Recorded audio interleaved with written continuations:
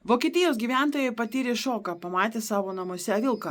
Kaip jis pateko į terasą, negalima pasakyti, galbūt jį buvo neuždaryta ar kažkaip kitaip gyvūnas ten pateko, bet situacija yra tokia, kad aš tikrai išsigąstu, nes tas vilkas tapo agresyvus pamatęs žmonės ir jeigu ten nebūtų terasų stiklo, tai turbūt jis būtų užpuolęs.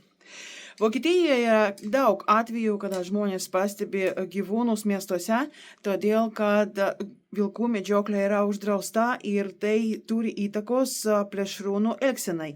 Nes jeigu jie nemedžiojami, tai jie praranda savo natūralį žmonių baimę. Ir apie šitą atvejį buvo pranešta Vokietijos centraliniuose medijose ir jis sulaukė labai didelį reakciją iš socialinių tinklų naudotojų ir žiūrovų, aišku. Iš video yra suprantama, kad žmonės kažkaip išleido tą vilką ir jis nubėgo į gamtą, bet galima pasakyti, kad tokie atvejai turėtų turėti įtakos žmonių nuomoniai apie plėšrūnų populiacijos kontrolę Europoje.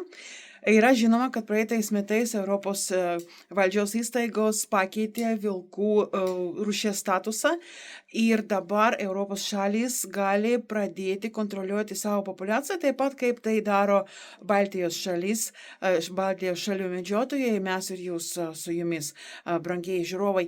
Tai siūliu jums pažiūrėti vaizdo įrašą ir įsivaizduoti save šitų Vokietijos miestų gyventojų vietoje.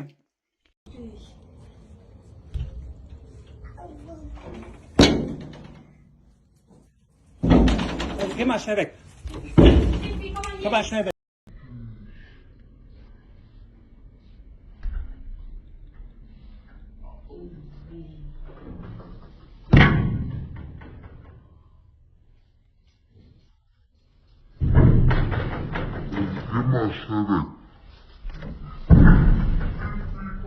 Immer schnell weg.